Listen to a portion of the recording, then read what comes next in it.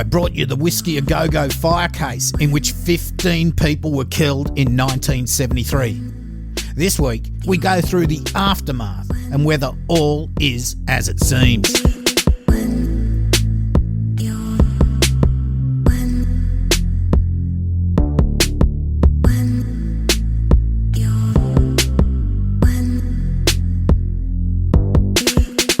Hi, I'm your host Cambo. Grab a beer and pull up a deck chair. This is True Crime Island, another true crime podcast.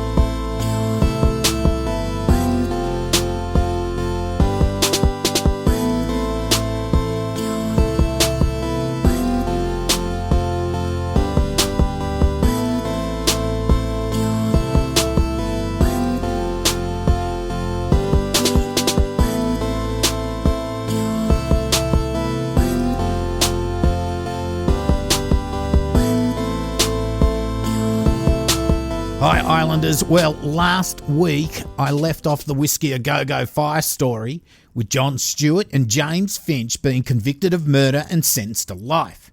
Open and shut case, but was it?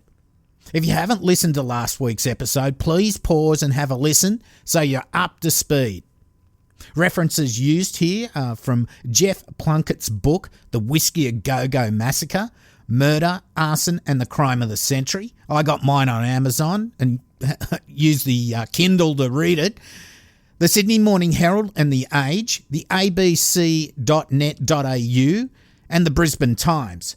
Additional references are from court records. So let's have a bit of a recap anyway. John Stewart was a career criminal and his story in regards to the whiskey fire was that he had been bailed out by an underworld figure or figures in Sydney in 1972. They wanted him to go up to Brisbane and front a protection racket they planned to run involving bars, restaurants and nightclubs. Stewart then flew to Queensland and started hanging out at various places, making himself seen, and he also hooked up with not only a reporter he'd known for years, Brian Bolton, but also a copper called Basil Hicks. He told both Bolton and Hicks that a criminal syndicate from Sydney were coming to run a protection racket in Queensland, and to show they were serious, they would firebomb one nightclub that was closed at the time, and then firebomb another during opening times. Stewart actually told Bolton that the club to be targeted during opening hours would be the Whiskey A Go-Go nightclub. Stewart told both of them, that's Bolton and Hicks, that he didn't want to be any part of it, but it was hard to say no to the people that had bailed him out earlier. And as Stewart warned, the first empty Torino nightclub got firebombed, but then the Whiskey A Go-Go also got firebombed, with 15 people losing their lives and around another 40 injured. Straight away, an inquest is opened but then adjourned after Stewart and Finch are arrested and charged with arson and murder just a short time later. Both Stewart and Finch proclaimed their innocence at the time and even after they were convicted. So now we get to after they've been convicted, and I might like to say this inquest was never reopened. There was, and still is, a lot of controversy over this case. At the time, corruption was rife not only in the Queensland police force, but also the state government. What goes hand in hand with corrupt coppers and politicians is organised crime. Were John Stewart and James Finch set up all along? If they were, who set them up? Was the firebombing just an insurance job with an elaborate story behind it to make out like the club owners were being extorted? The whiskey was in financial troubles at the time, which could be a motive for an insurance job. So tonight, let's go over some of the controversial details of this case. Now first, there's Stewart and Finch. Now Stewart paid for Finch's airline ticket from the Qantas ticket office in Brisbane and has said to the sales lady, "I want to pay a fare for a friend to travel from London to Brisbane tomorrow." Stewart booked Finch on Qantas Flight 728, made a deposit of $260, and then returned the next day to pay the remaining $159.70 in cash. Sounds like a cheap ticket for a Qantas flight, but that is back in the day. So why would he do this? Now, Stewart reckoned that he did this so Finch could visit his sick mum. That is, Stewart's sick mum, as she'd been sick and Finch had known her for quite a while. But why then would he be going under the alias Doug Jones and going into hiding after the fire and also be hiding his passport? He entered Australia under his real name, so why use an alias when he arrived? Also, Finch, he was known to be an arsonist.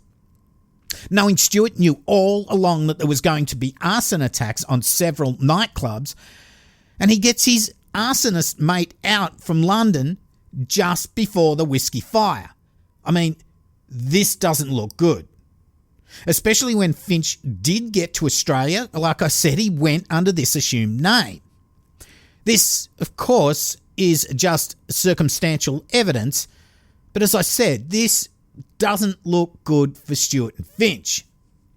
Now, when Stewart and Finch, Stewart at this moment had been interviewed by police, he tried to put the blame on others, or at least he told them he suspected others of being involved. Stewart told police that he suspected 3 others had firebombed the whiskey: Roger the Dodger Brennan, Leslie Newcomb, and a Ross Gardner. He'd met all 3 career criminals while doing time inside. The problem is that Leslie Newcomb and Ross Gardner were in prison at the time of the fire, and Roger the Dodger was also in prison when Stewart had said he'd met him at Sydney Airport before flying to Brisbane. So Stewart's claims were shown to be completely false in this instance. So why bring them up if they couldn't possibly be involved? Maybe to send police on a wild goose chase, knowing himself they weren't involved, and so he technically wasn't being a snitch. And from what I've heard, Stewart was never a snitch, or as they said back in the day between the crims, the worst thing to call someone was a dog. But Stewart also mentioned 4 others: Reginald Hanna, Richard Harris, Peter O'Connor, and Jerry Quick. Richard Harris and Peter O'Connor had said they were probably at the Flamingo Club on the night of the fire, while Reginald Hanna and Jerry Quick had left for Sydney before the fire. They were extensively interviewed by police and found not to have anything at all to do with the fire. So these claims of Stewart were also proven to be false. Or did the police just say they weren't involved to cover something up? Now, as I said, back in this time, Queensland police and government were really corrupt. Even the notes the detectives took when interviewing Finch were not signed by Finch. He says he was verbaled, and these notes were damning in the trial. Police at the time would often resort to this when they were sure the accused was guilty, but they couldn't get a confession out of him. It was seen as an okay method to get justice done, and one of the detectives that interviewed Finch said that this had been done before. The culture of verbaling, well, if the cops 100% know the perpetrator is guilty, and guilty of such a crime where 15 innocent people are killed, then is society okay with police resorting to these tactics? I'm thinking, yeah, nah. Now, both Finch and Stewart interviews were not recorded on audio or videotape. We only have the detective's record of interview. That's their personal notes, and they were unsigned by Finch and Stewart. So I myself would not put too much weight on both of those record of interviews, which is why I should mention here the Fitzgerald inquiry.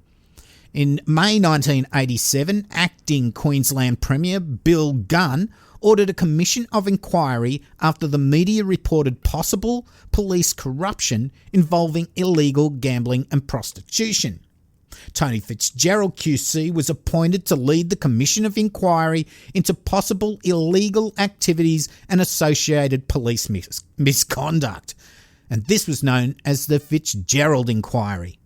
During the inquiry, the terms of reference were extended to look into any other matter or thing appertaining to the aforesaid matters, which enabled Fitzgerald to further investigate evidence of political corruption. Initially expected to last about 6 weeks, the inquiry spent almost 2 years conducting a comprehensive investigation of long-term systemic political corruption and abuse of power in Queensland.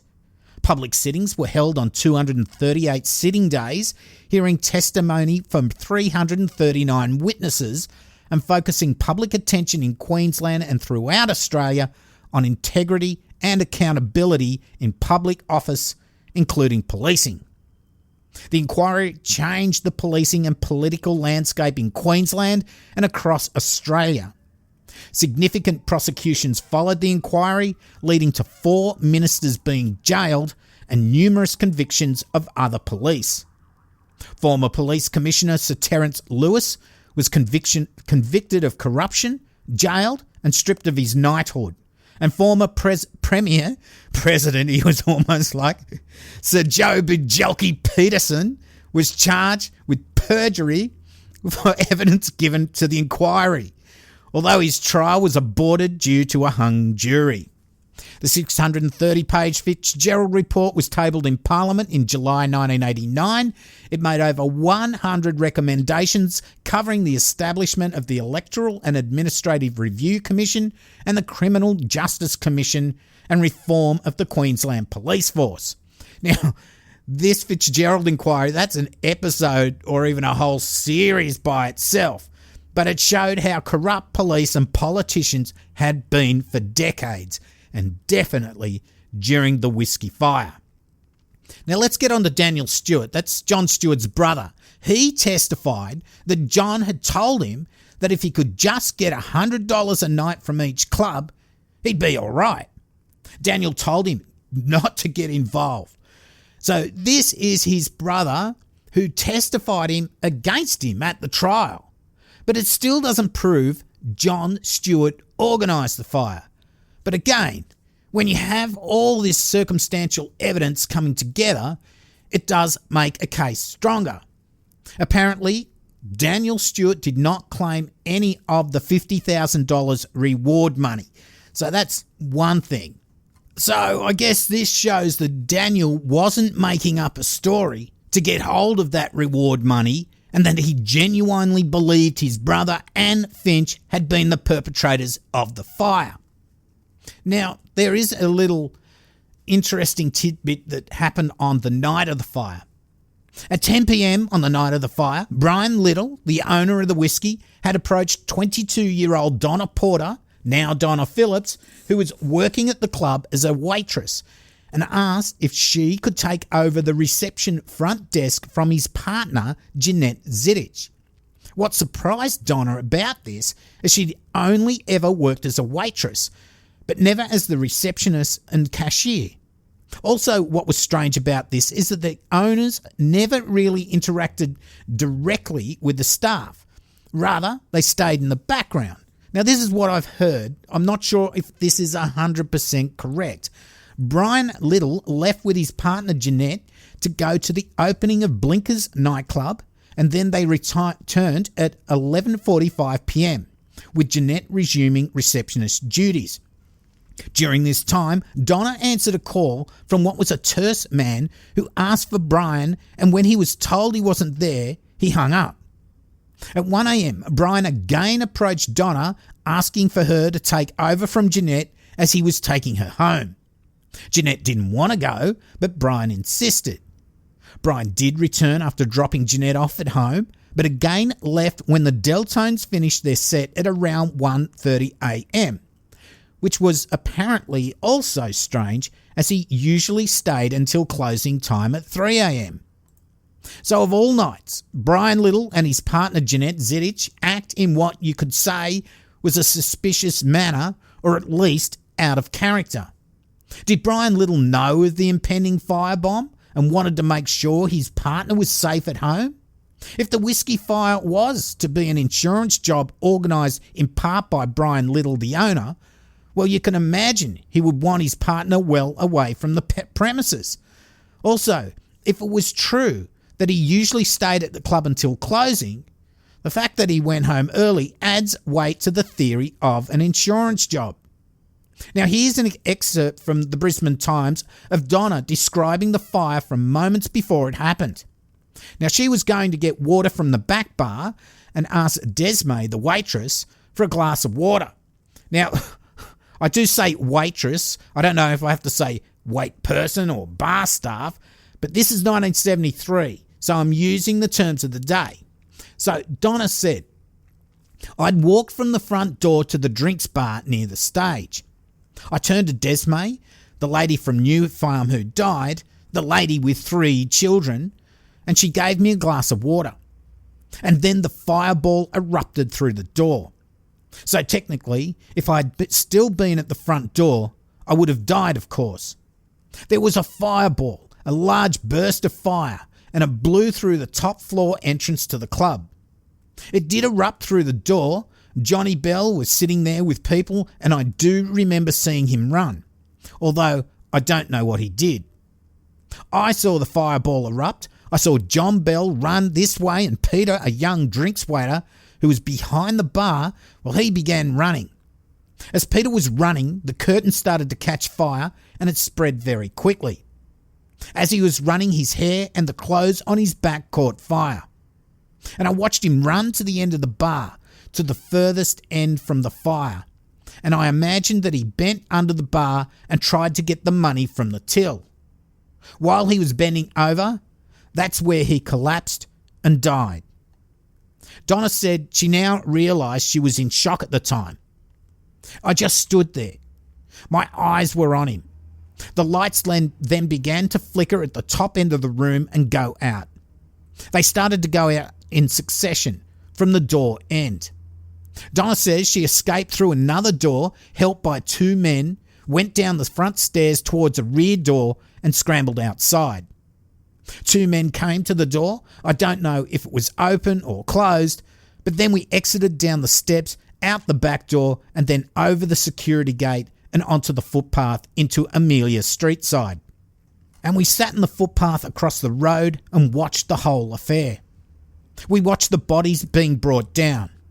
In my grief at the time, I believe I saw the body of Desmay Carroll, the lady who was over my shoulder behind the drinks bar near the stage. Donna says she still believes Desmay paused for a few minutes to save the takings from the till. She was a very ethical person, and she was overcome, and she was to die. Donna says the shock lasted long after the nightclub blaze was doused. It's just really horrific, isn't it? It's just 1 minute, everything is fine, and then within minutes, 15 people are dead and the place is just engulfed in fire and smoke. Now, this next bit, this part of the story is really tragic. It's really sad. It's just absolutely awful. On January the 16th, 1974, the wife of Billy McCulkin, Barbara, 34, and her 2 young daughters, Vicky, 13, and Leanne, 11, well, they went missing. Billy McCulkin was a long-time friend of Stuart's, and the theory of why they went missing is that Barbara had been talking about the whiskey firebombing and that she knew who did it. Also, the 2 kids had been talking about what they'd overheard. Well, they'd apparently been talking about this at school as well. It was feared Barbara and the kids may spill the beans on who was really responsible for the whiskey fire. Now, Barbara had moved the kids to 2 different locations. She'd sort of moved out herself as she'd feared for their lives. She was estranged also at this time from her husband, Billy McCulkin. Still, Barbara and her two daughters, who'd last been seen in the company of two scumbags, Vincent O'Dempsey and Gary Dubois, well, they went missing. To this day, they haven't been found, believed murdered, and only recently O'Dempsey and Dubois were found guilty of their murders. What did they know? Did they know the real perpetrators of the Whiskey Fire and the Torino Fire?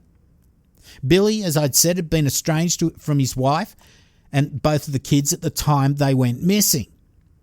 Well, a year later, in February 1975, Billy Stokes, he was a publisher. He published an article in the Port's newspaper that a gang called the Clockwork Orange Gang had been involved in the Torino and Whiskey Fire bombings.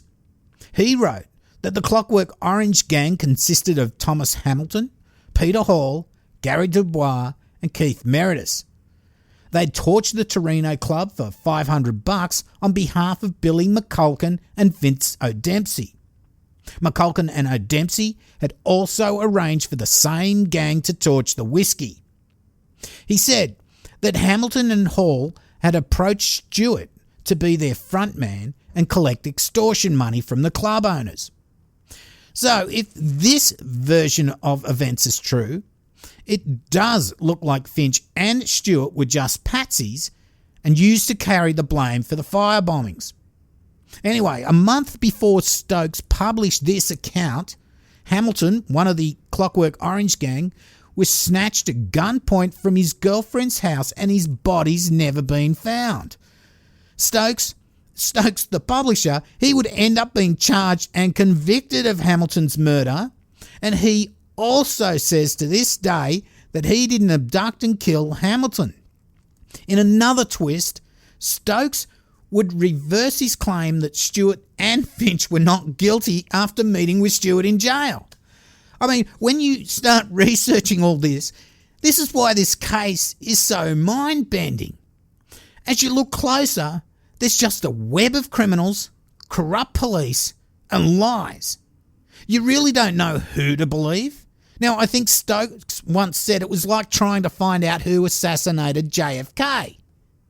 Now, 6 years after the whiskey was firebombed, a coroner found that Vincent O'Dempsey and Gary Dubois had abducted Barbara and her daughters.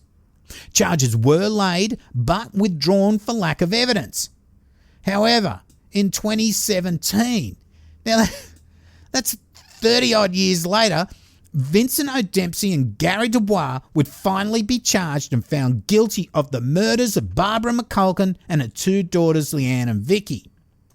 The story goes that O'Dempsey tied up the three and drove to bushland near Warwick, where he's believed to have strangled Barbara before killing the girls and burying their bodies.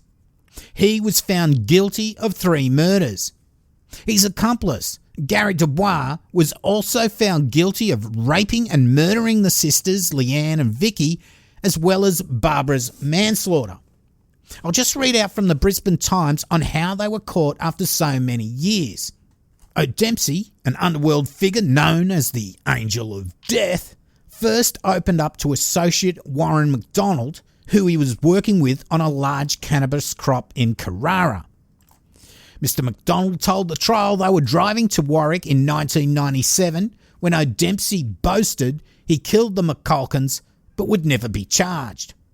"They'll never catch me because they'll never find the bodies," O'Dempsey told McDonald. In 2011, Kerry Scully was engaged to O'Dempsey when he told her to buy the true crime book Shotgun and Standover from the local Big W. While in bed, O'Dempsey showed her a picture in the book of himself walking from court with a leather jacket slung over his shoulder and bragged about the McCulkin murders. "I'm good for it, but they'll never get me for it," O'Dempsey said. Miss Scully left the relationship the next day, as you would, and remained in fear of the man who she later told police was an intelligent serial killer who covered his tracks. "He takes you in the middle of the night like an angel, and you're gone for good," Miss Scully told a committee hearing in November 2015. The final key witness emerged just months before O'Dempsey's trial, a remand prisoner who cannot be identified, had noted down a confession on scrap pieces of paper and crosswords. She had to be dealt with, O'Dempsey said. In those days you got paid to do a job, you did a job. I never laid a hand on the two kids, Shorty did. That means Dubois. Pretty disgusting, and as I said, their bodies have never been found. At least there is some little bit of late justice for Barbara, Leanne, Vicky, the family and friends. Now this implicates Billy McCulkin and the Clockwork Orange gang as being involved in the fires. Now why did the police investigation stop at just Stewart and Finch? We'll never really know, other than the gang were involved with corrupt coppers and even corrupt business owners. You don't want your bad boys going to prison, especially if they know too much. Now, one other thing concerning Finch's interview with police is where, he didn't sign this as a confession. Now, rather, the police took notes and used these notes as evidence in the trial. Now, there's something called statement analysis. The language used in Finch's so-called record of interview was too elegant compared to what it should have been, seeing as though he was a 28-year-old Cockney with limited education. Analysis of Finch's language in the record of interview and the answers he gave in the trial found that there was only a 1 in 236,472 chance the wording in the statement of interview was his words. Statement analysis, like I said, it's a real thing. If you want to have a little bit more of a look at it, there's Peter Hyatt. You can Google some of his work on YouTube. He is an expert on the subject. By the way, he's done analysis on the Jerry and Kate McCann interviews, which is quite eye-opening if you think they didn't do it. So when Finch's record of an interview was analysed, and that wasn't by Peter Hyatt, but another expert, it was found to not be his words. Now, this is important when trying to see if he had been verbaled, which, as I said, police did it all the time back then.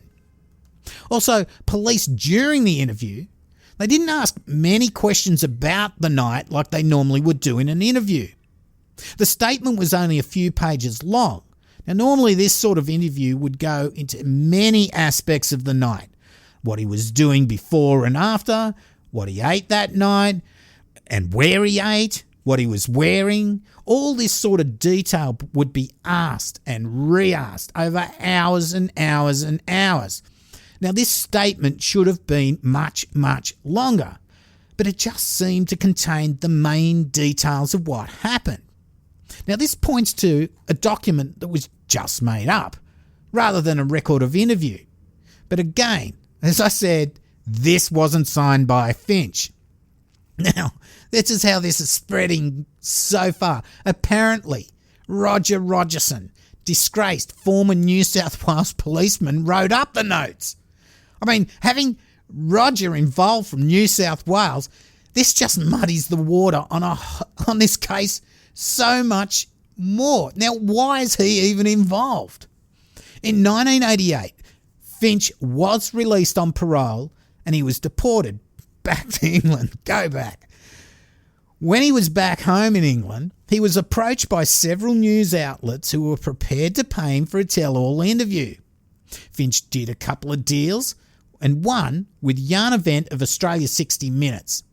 He finally confessed to doing the Whiskey A Go-Go fire. But then when Yana told him he'd only actually been tried for one murder, that of 17-year-old Jennifer Denise Davey, and that he could be extradited back to Australia to face 14 other murder charges, he suddenly realised he was in the shit and started mumbling about how he suddenly couldn't remember anything anymore. So, was this confession by Finch just a money grab by him because he thought he'd already done time for the murders and couldn't be charged again? I mean, this, like I said, this case is just a mess. It's full of just so much lies, all this bullshit coming from everyone. In 2017, That's only a couple of years ago, but this 2 years will seem like a long time. A new inquest was announced into the whiskey fire. But as of now, it hasn't gone anywhere. I've heard the key witnesses have not even been contacted.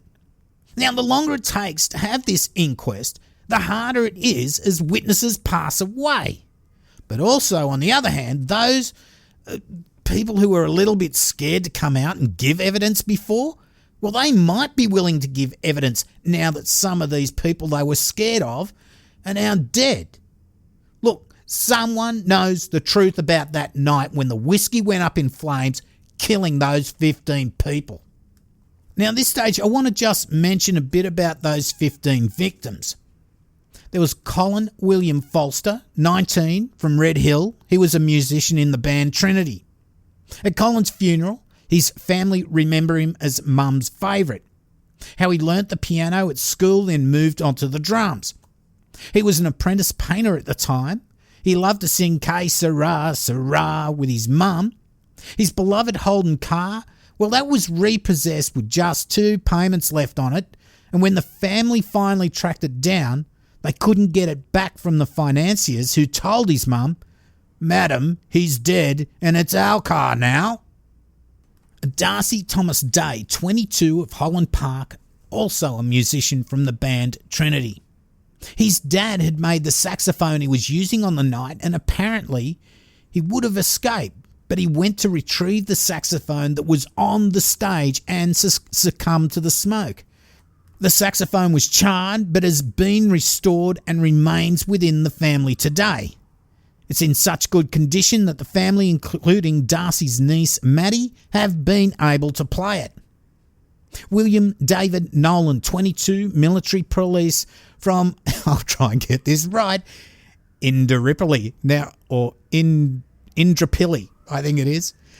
Corporal William Nolan was at the whiskey having a drink with his colleague, Leslie Gordon Palanthorpe, 20. He was a Lance Corporal from Indooroopilly. Lance Corporal Palanthorpe was recently married and had a 10-month-old son.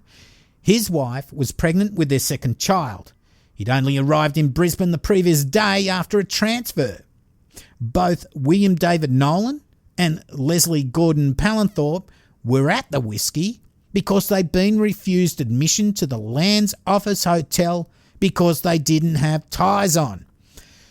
What an awful twist of fate. You can't get into one place because you haven't got a tie on. You end up at the whiskey. The only reason you're at the whiskey is because of that. It's just awful. And plus, Palanthorpe, his wife pregnant, just had a 10-month-old son. It's just awful. Then there's Ernest John Peters, 50, and his son Desmond John Peters, 31. They were Rockhampton farmers. Ernest and Desmond were farmers, and at the time Ernest was happy as he had brought a racehorse from the exhibition ground yearling sales. Also, he and his son Desmond had just won a load of money at the Albion Park races. Sad, the father and son died in this awful fire. Carol Ann Green, 27, from Camp Hill. Carol had earlier missed the Deltones playing at the National Hotel, so she followed them to the whiskey. She'd left home that night assuring her mum, "Don't worry, I'll be all right. I'll be back at 10:30. Carol did go to the whiskey with Brian William Watson, 32, of Goodna. Now, you just think, if they'd just seen the Deltones earlier at the National Hotel, they wouldn't have even been at the whiskey, but both of them perished. There was Wendy Leon Drew, 24, of Norman Park. She'd come to Queensland to join the police force. She was at the whiskey because the place she intended to go that night had cancelled the entertainment. Another person who probably shouldn't have been at the whiskey that night. There was Peter Morcus, or sometimes read Marcus, 23, of Petrie Terrace. He'd been working at the whiskey for the last month. He was intending to save up a bit of money, leave and open his own restaurant. There was Faye Ellen Will, 19, of Nundar. She worked at the Queensland Railways refreshment rooms, and that was down in Roma Street. She was there on her usual Wednesday night drinks with her friends. There was Jennifer Denise Davey, 17, of New Farm. She waitressed at the Whiskey and had come to Brisbane from Melbourne to start a new life. There was Desmay Selma Carroll, 29, of New Farm. She'd started working at the Whiskey to bring in a little extra money to fund a holiday for her husband and 3 kids. There was David John Western, 19, of Norman Park. Look, sorry, I couldn't find anything on David. And there was Paul Zoller, kitchen hand of the National Hotel, Queen Street, where he'd actually booked his passage back to Canada. I do apologise for not having a lot of information on each of the victims. So there we are. When you look into this case, you end up following so many leads, which end up spreading out to so many other leads, just like some sort of spider web of crime and corruption. As I said before, an inquest has been announced, but that was a couple of years ago, and it seems to have stalled. Maybe if it ever does get underway, we might get some real answers on what happened at the Whiskey A Go-Go. At first, I thought Stewart and Finch were 100% guilty, but now I must say I am on the fence. They weren't the most upstanding members of the community, but if they didn't do it, then someone else did. I think the family and friends of those 15 victims deserve proper justice, not just sticking anyone away for the crime. I think, though, that after 40 years after this horrific crime, there are still some who don't want the real story to come out. What do you think, Islanders? Now, John Stewart died at Boggo Road Jail on the 2nd of January 1979, apparently after a 6-day hunger strike. However, he was in poor health at that stage. He had undergone so many protests of his innocence. It was just the only thing he lived for. And Stewart Finch, apparently he still lives in England. So, Islanders, that's it until next week. But before we go, there's the usual end of show stuff to get through.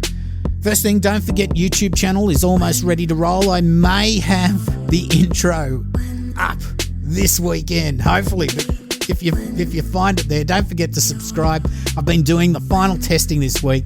Now that everything's here, and I did do a little bit of a demo last night. So I sent that out to a couple of people to see what they thought.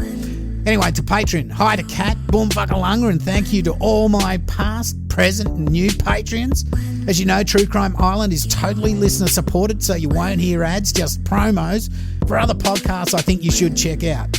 To become a patron, go to patreon.com/True Crime Island. For as little as $1 a month, that's a US dollar, you can too help support the island.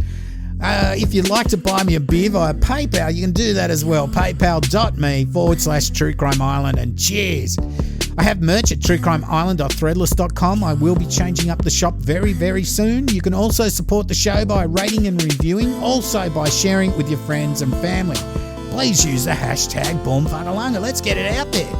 I do have a promo at the end of the show from one of our Islanders, Chantel, called Lady Justice. So have a listen, and you can find her podcast in all the usual places. All the links for everything to get a hold of me or Facebook or whatever, it's all on my website, truecrimeisland.com. So that's about it. I've been your host, Cambo. You've been listening to True Crime Island, and as I always say, don't forget to delete your browser history. Good night. Boom Fuckalunga.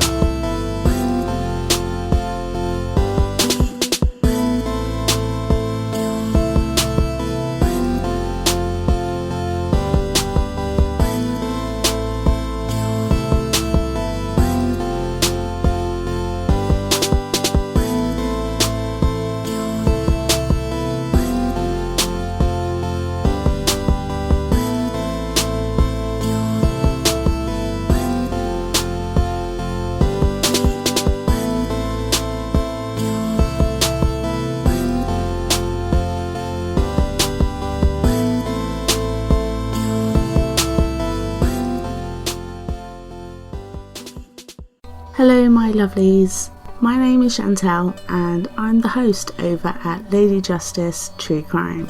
Lady Justice is a weekly podcast that covers fascinating cases, both past and present, from around the UK and Ireland. Some of them are strange, many are unbelievable, all of them are completely unique and are someone's story. So please come join me on Apple, Spotify, or wherever you get your podcasts.